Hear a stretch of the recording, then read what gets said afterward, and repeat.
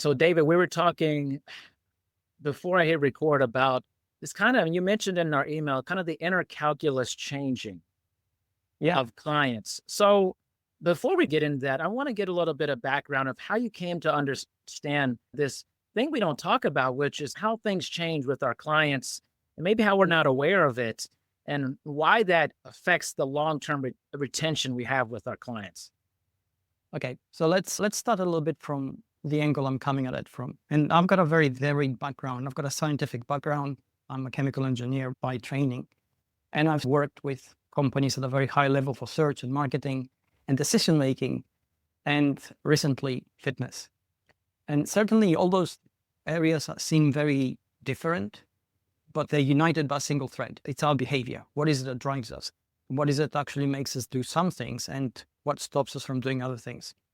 So when we come at it from that direction very quickly, we begin to systematize how we operate within different contexts, understand a little bit of our drives, understand the obstacles we face, and take our behavior apart, which brings us squarely down to that question now, right? Let's go into a gym environment. And take the average client who actually has made the leap. They've parted with their money. They're convinced that this is what they need. They think, okay, I'm going to commit. I'm going to go and work with a trainer, and he's going to solve my perceived problem, which is essentially to be healthy and to be fit and to be strong. And we know from the figures every year, right?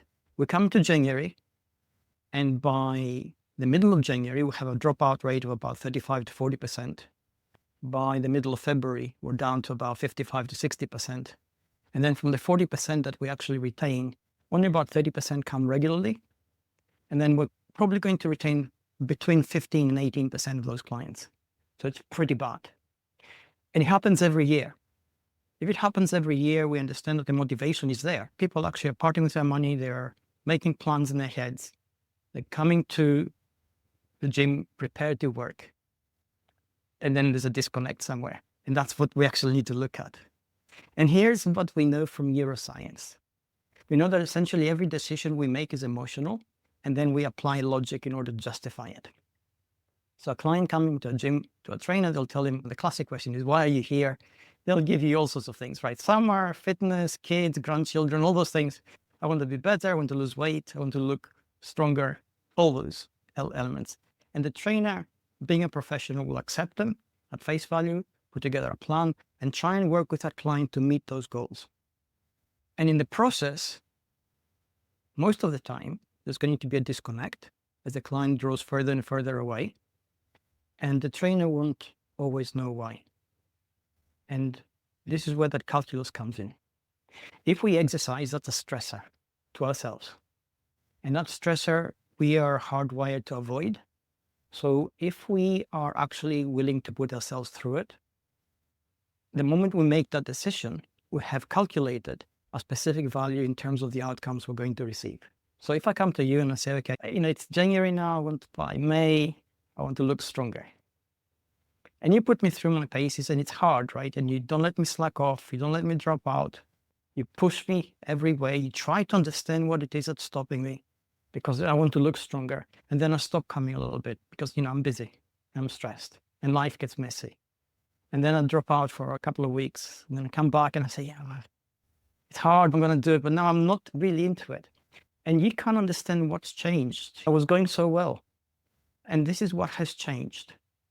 As our own understanding of what we want evolves, our emotional connection with the perceived value of what we're going to do changes, which means that then the stressor we're undergoing elevates. It's too hard. If we want something really badly, we are willing to undergo a lot of difficult things in order to get it because it means a lot to us. And most trainers fail because it's not their job, right? They're not there to psychoanalyze everybody who comes to them. But really what they need to do is exactly that in a very gentle, non-prying way. They need to understand that clients will evolve. They need to understand that there is a mechanism in our head which is called temporal discounting. Essentially, when I come in January, when I'm fresh because, I had Christmas holidays and I feel chilled and relaxed, I'm projecting an image of myself from the present, which is not going to be the same come February or come March, when life is going to be difficult, things will get hard, the work will get stressful. And let's face it, the training itself will be harder and the results harder to show because I'm further down the line now.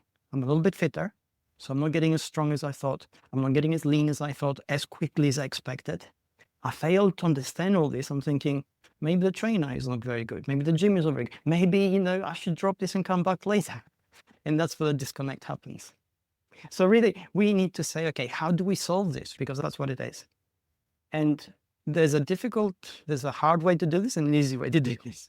Let's start with the easy way. The easy way is by basically working with people to help them understand who they are. And this happens within the social context of the trainer-trainee relationship. If we establish that connection and gradually help them to understand who they are, then the why of what they're doing is going to evolve. But more importantly, because of that connection, our own understanding of their own motivation is going to evolve. Trainers try usually within the context of that relationship, most times to use a few tried and tested ways. One is encouragement. Yes, you can do this, and constantly encourage. Second thing is a little bit of shaming. Why you shouldn't be doing this, you should be doing better. And then the other one is like a kind of camaraderie approach where they kind of, come on, bro, you can do it. You can be as good as I can. Thinking that this will create that kind of bond. And those things don't always work because from the trainee's perspective, the trainer is an idealized and almost impossible goal to get. You're fit already. This is your job. You're already trained. They see you do something and it looks easy. They try to do it and they find it hard. And the first thing they think is, I'm failing. I'm not as good. I'm disappointed in the trainer. I'm disappointing myself. This is not for me. So essentially, by changing that relationship, by beginning to pry the emotional cover that most people have, so that they can begin to understand their who better, then they begin to connect that why. And at that point, the equation where they begin to value the stress they get, how difficult it is for what they're actually going to get, changes as they evolve. And that is long-term, because where you started off from is not going to be where you're going to be midway through the year. It's not going to be where you're going to be next year. And this is the point where within most gym contexts, it doesn't actually happen. That connection is lacking. Yeah, most definitely. David, you speak my language. So what was interesting when you reached out to me and I saw this part of your email, what resonated, it was a very stark resignation to me, like resonating feeling, because the majority of I've been a trainer for 24 years and the majority of my clients have been with me for a gigantic amount of time. My longest being 18 years, many of them 12, 13, 14 years. Oh. And one of that long-term retention, I was like, I have that, but I don't think I've ever talked to anyone about it publicly, about the calculus I've done with them. But I wanted it from a neuroscience approach that I didn't have, that you have. Talk about it. For me, it's very much a feeling, how I understand the evolution of a human. My doctorate's in behavior modification, so I have some idea. But I look at it also too as I just know that the things that are going on inside are going to change over time. What they desire now with me will change over time with me the longer I'm with them. What they desire for the outcome often changes too, drastically. Yes. They may have come into the door, I really want to have a higher VO2 max, I'm focused on this. And then 15 years later, I just want to be really functional. As I age, I'm not too concerned about reaching this metric. I want to be able to get off the ground really well. I don't want to fall. I always understand that these priorities change and I check in on it. And I realize the emotional part of them is going to continue to grow. Someone's time availability and their perception of time changes when they're a new parent versus when their child is no longer living with them. Yeah. All right. Or they're a teenager or a toddler. I'm getting very different versions of this person's time capacity and things and their emotional feeling about who they are as a human. What you've done organically, which is amazing, essentially you've connected with them emotionally. And here's the thing. When we are when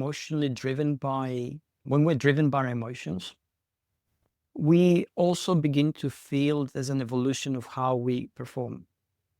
If, for instance, I come to you, I have this intellectual image in my head of how I want to look. I have this perception that it's going to be easy. And then I abdicate responsibility from me to you because you're the trainer. So now I'm taking no responsibility for my actions. And I'm thinking you're responsible for making me look like this. And obviously it's not going to happen because you only have a little slice of my time. And the rest of the time, I'm just doing not enough to support that. And I'm thinking, oh, I'm giving you the money and I'm giving the time. I'm coming every week for an hour or 2 hours, whatever it is. Why isn't it happening? And that's the intellectual part, right?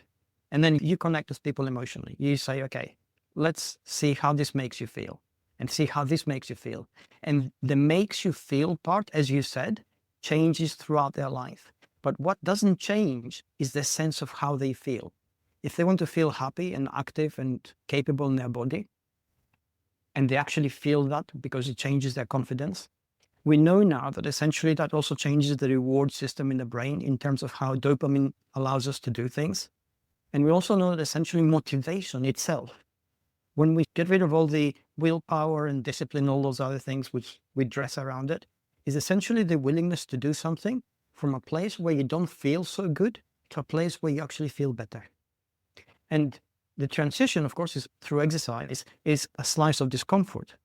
But because we know we're going to feel better about it, we're willing to undergo that. And also, we are prepared to put in place strategies as our life changes to compensate for the fact that perhaps I can't come to you every day of the week. What can I do at home? What should I be thinking about my nutrition? What should I be thinking about my hydration, my sleep? All those things which are challenging. And I think that, when we get it right, is absolute magic. It gives our trainer long-term clients, but more than that, actually delivers real results, and people are happy about it. Yeah. And it's interesting. It delivers a result that transcends the physical result.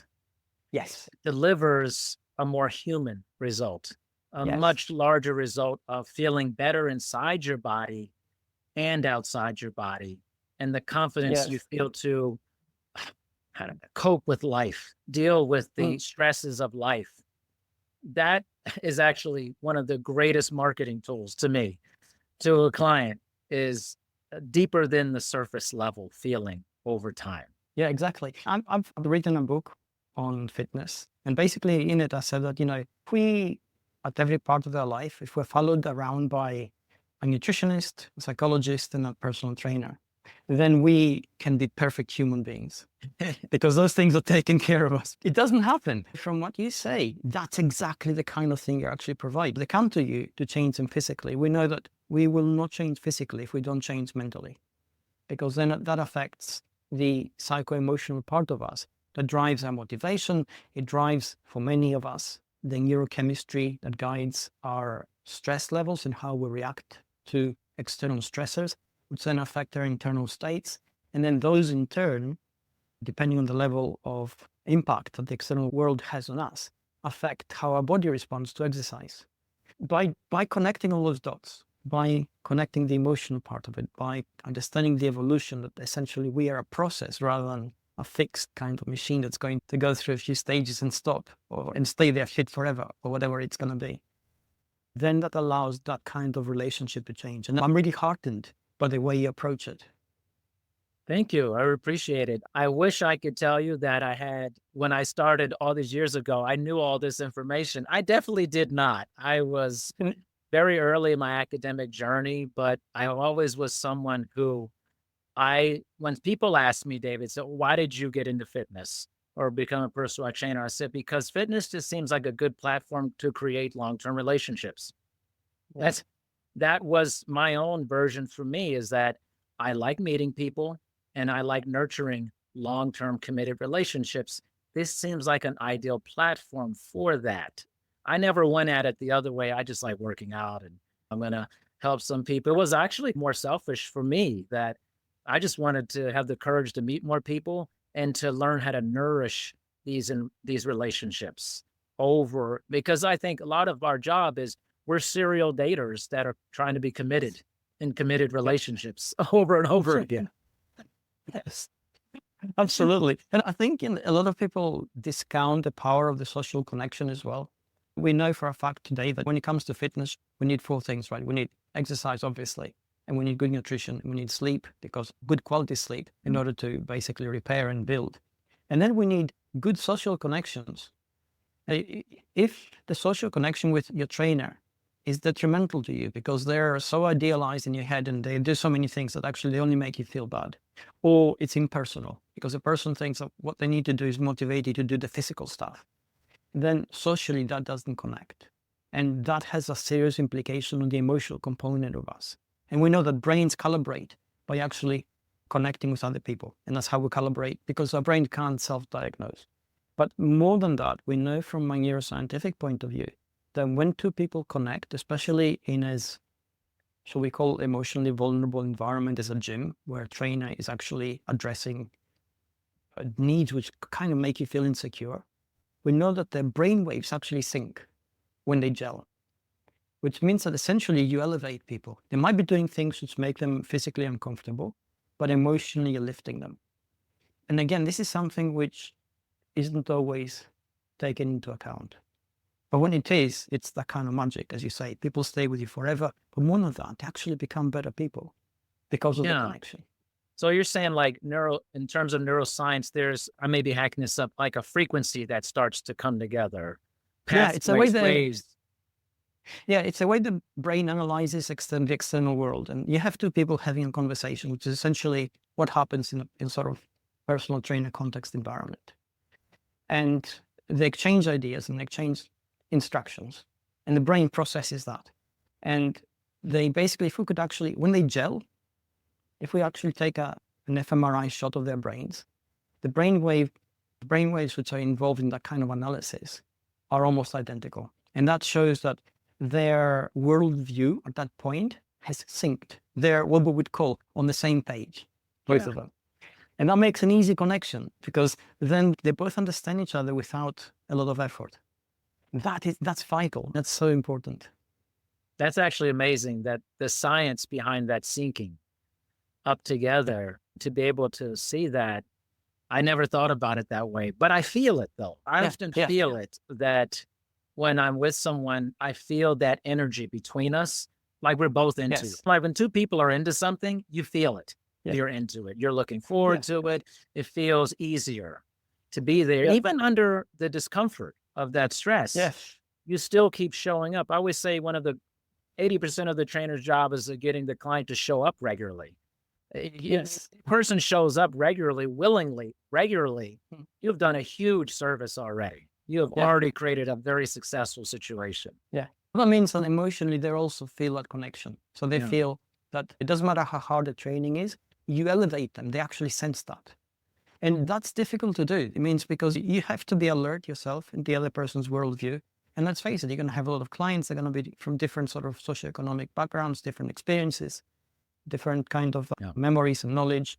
But at the same time, they're all essentially human beings who operate at a relatively basic level, and they have relatively basic needs within that context.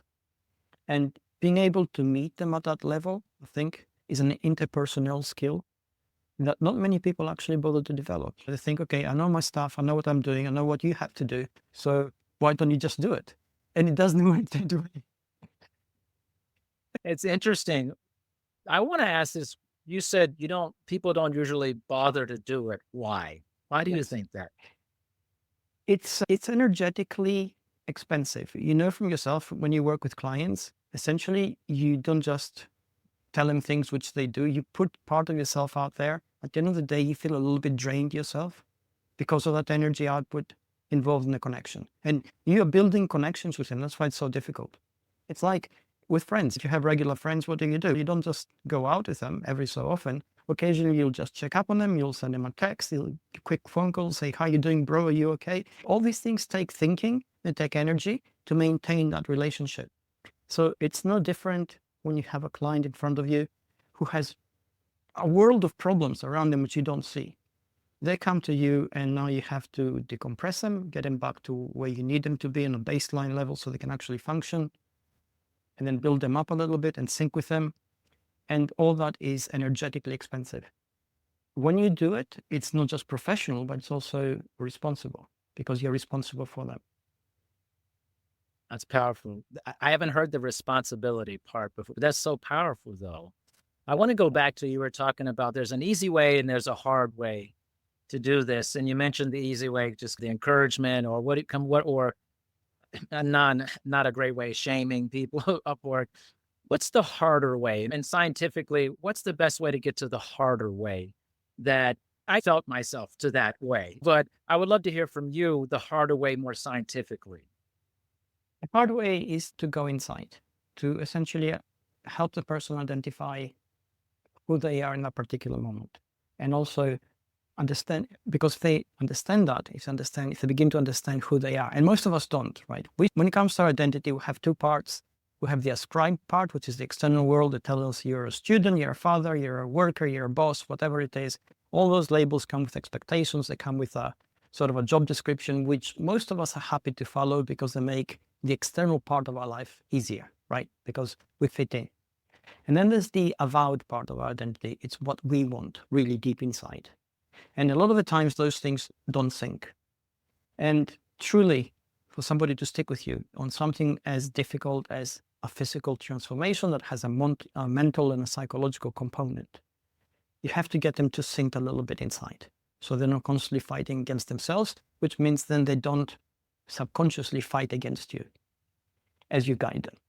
So the difficult part is that, because essentially it's even more draining than just making this emotional connection with people. You have to basically employ a lot of empathy to feel the particular situation, and that's draining. And we know that empathy is essentially a skill. It's not just an emotion, it's a brain's ability to project ourselves into somebody else, visualize what they're going through, and then find a way to guide them. And energetically for us, that is really expensive. It's a skill which the brain actually uses a lot of energy to do. That's the hard part. And I think within the context of a day, there's only so many times you can actually go into it and come out okay without feeling drained. I'm curious if you think that this is something that is, how is it, teachable on a large scale to a lot of trainers, or is this maybe something that's just not as applicable to a lot of trainers based off of personality?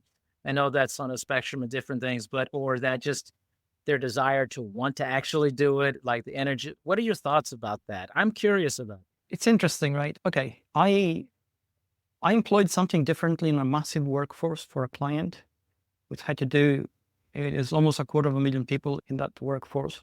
And as you can imagine, incredibly different levels of motivation and skill sets. And they all had to work within a certain parameter in the customer service. And what we found was magic is that we simplified it. We said, you treat people like you want to be treated. And we actually backed it up at every step of the way. And it worked. There were exceptions, but the majority of it flowed. We can take that into a large scale fitness industry, large gym. You say, we've all been through the physical stuff. We understand how difficult it is. And we've reached a level, but it's humbling going through it. And these people are struggling without our own understanding and skill set and motivation. How would we want to be treated if we were in their shoes? We'd want to be, hey, you want to get fit, you do this, you lift this, you run there, you do it 3 times a week for a month or 2. Or do we understand that, hey, it's difficult because you're not as motivated because you have a gazillion things in your mind. It's difficult because the moment you leave the gym, the external world overloads you with demands. It's difficult because your own life is complicated and it's emotionally draining, which means it is physically draining, apart from what you do at the gym. And if we take all those things, then our job as a trainer would be, how do we make some of those obstacles appear less difficult or go away? How do we make that process a little bit easier for you so you can accomplish what you want with a little bit less effort? And I think that approach, which has kindness and empathy in it, goes such a long way at achieving remarkable results. If we employ that consistently, we wouldn't be seeing those figures we see every year, which are appalling, right? January peak, by mid-March, we're crying in our coffee kind of thing. We say, why are people not motivated? Yeah, I'm just endlessly fascinated by this, just because it's the great unknown in our industry, but the great known part as well. And Yeah. trying to get a frequency, you talk about those waves, to get that together in the fitness industries. This is the sauce. This is the sauce here. This is how we make this pasta. Okay, this is the sauce. But we keep trying to put bad ingredients into this meal. It's like, just work harder.